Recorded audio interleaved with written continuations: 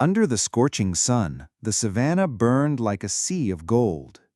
The ground cracked open, stretching to the horizon. No bird sang, no breeze carried life.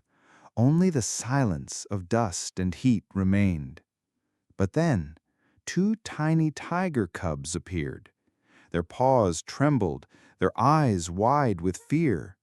On shaky hind legs, one cub pressed its paws together, as if in prayer, not for itself, but for its mother. They turned to a giant, an elephant, slowly approaching, step by heavy step. The cubs led him to a water hole, but it was no place of life. The air smelled of rot, the pond reeked of dust and decay.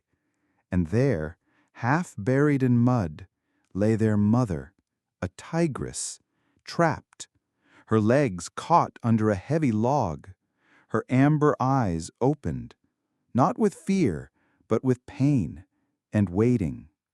The cubs pressed their faces against hers, then turned again. One cub rose, trembling paws held together, a plea beyond its instincts, a plea for help. The elephant lowered its great head, and with a gentleness that seemed impossible, it touched the cub's tiny paw. "Don't be afraid," it meant. "I will help you." The savannah held its breath. The giant stepped into the water hole. Its trunk coiled around the tigress's body. Muscles strained, the earth groaned. Slowly she began to rise, mud dripping from her stripes. She gargled, not a roar, but a fragile sound of life. Her cubs leapt onto her, clinging tightly. The elephant stood tall, pulling her free. The tigress collapsed onto dry land. Her amber eyes met his. No words, only a look, a silent thank you. The elephant's shadow rolled over them. The cubs pressed against their mother, trembling with relief. She licked them weakly, never breaking her gaze. And then the giant turned.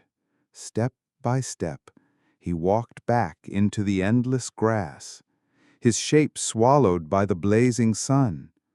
The tigress lay in the grass, her cubs nestled close.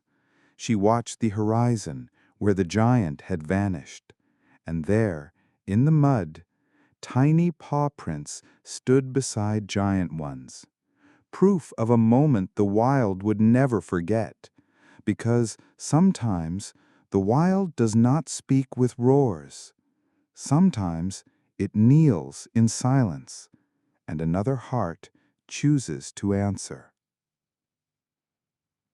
Thank you for watching this story to the end.